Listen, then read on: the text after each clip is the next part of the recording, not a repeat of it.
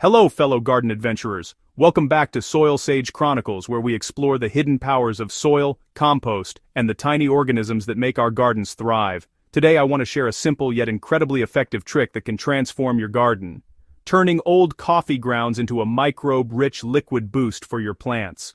Not only is this method eco-friendly, but it's also a direct way to energize your soil life, giving your plants greener leaves, stronger stems, and better fruit production. Whether you're a beginner curious about natural gardening methods or an experienced grower looking for reliable ways to supercharge your soil, this guide is for you. We'll go step by step, discuss ratios, preparation, and application, and I'll share my personal observations from testing coffee ground FPJ in my own garden. Let's dive in.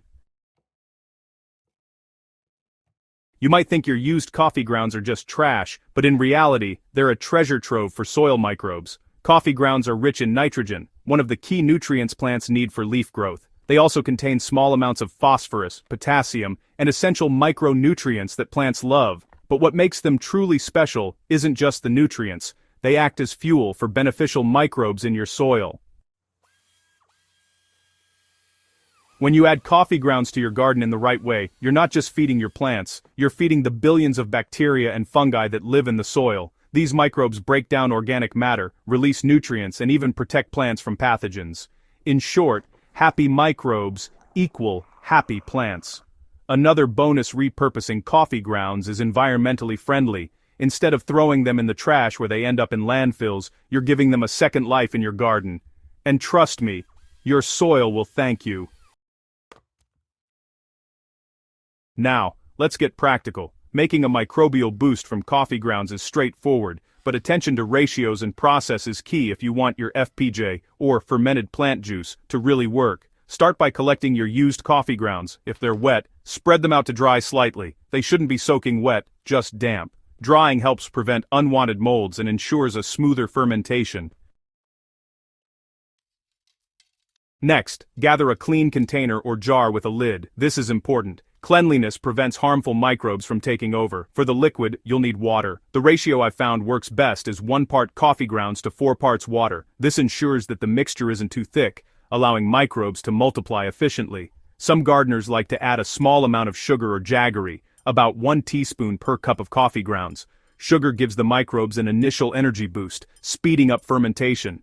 I've tested both with and without sugar, and while it's optional, it can give you faster, more vigorous microbial growth, especially in cooler weather.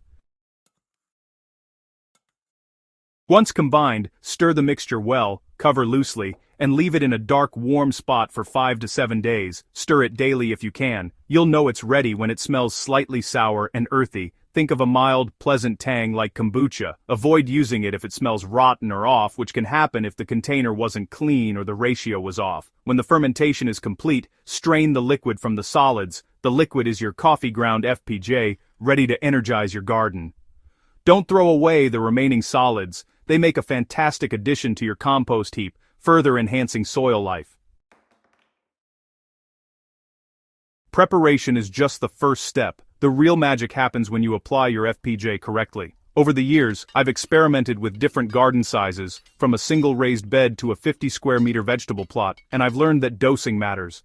For a small garden bed of about 1 square meter, 200 to 250 milliliters per plant per week works beautifully. Medium-sized gardens, roughly 5 to 10 square meters, require 1 to 2 liters per week, split evenly among your plants. For larger plots you can scale proportionally, but avoid over-concentration. Too much coffee FPJ can make the soil acidic, which may stress some plants.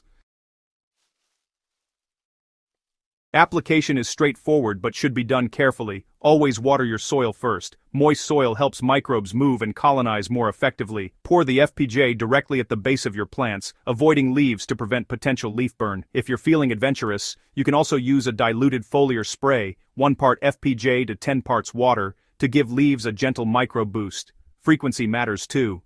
During the active growing season, once a week is ideal.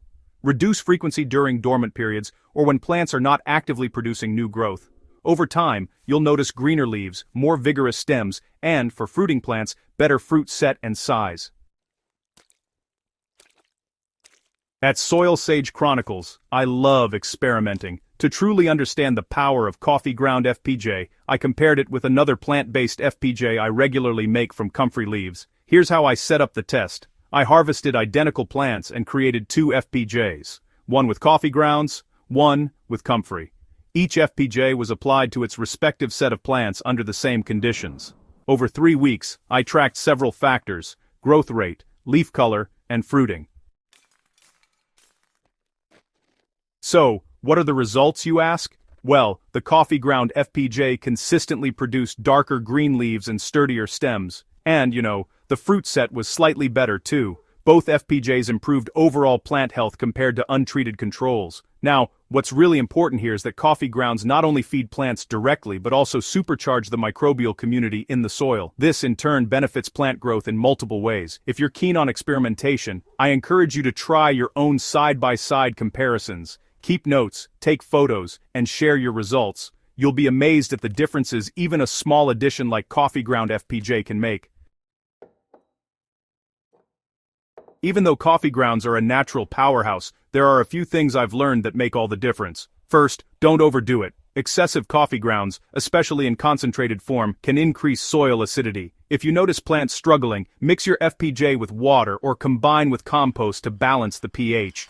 Second, storage matters. If you make more FPJ than you can use immediately, keep it in a refrigerator for up to a week. Microbes slow down at cooler temperatures, so you'll preserve their vitality. Third, pairing coffee FPJ with other natural boosters, like a teaspoon of molasses or an that's effective microbe solution, can further energize microbial activity. This combination can lead to faster decomposition in soil and more nutrients for your plants.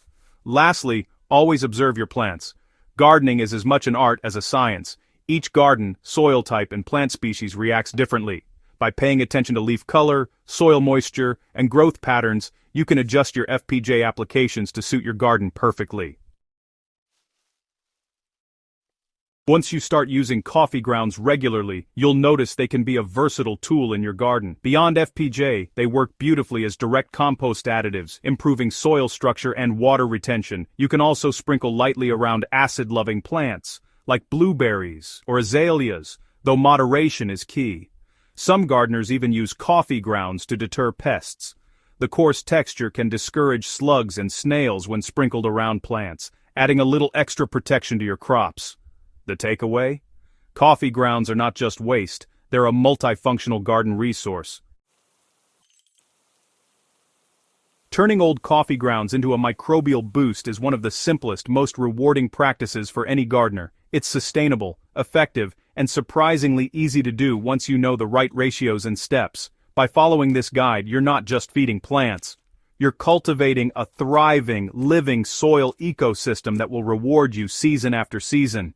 Whether you're growing leafy greens, tomatoes, or flowers, coffee ground FPJ can enhance growth, improve color, and increase fruiting, all while recycling something that would otherwise be thrown away. For both beginners and seasoned gardeners, it's a tool that offers measurable results without relying on synthetic fertilizers. I encourage you to try it yourself. Collect your coffee grounds, prepare your FPJ, and watch your garden transform. And don't forget, take notes, observe, and tweak as needed. Gardening is an ongoing experiment, and every garden tells its own story. If you found this guide helpful, make sure to subscribe to Soilsage Chronicles for more practical hands-on gardening tips. Share this article with friends and fellow gardeners who want to unlock the hidden power of their soil. Remember, happy microbes make happy plants, and happy plants make a happy gardener.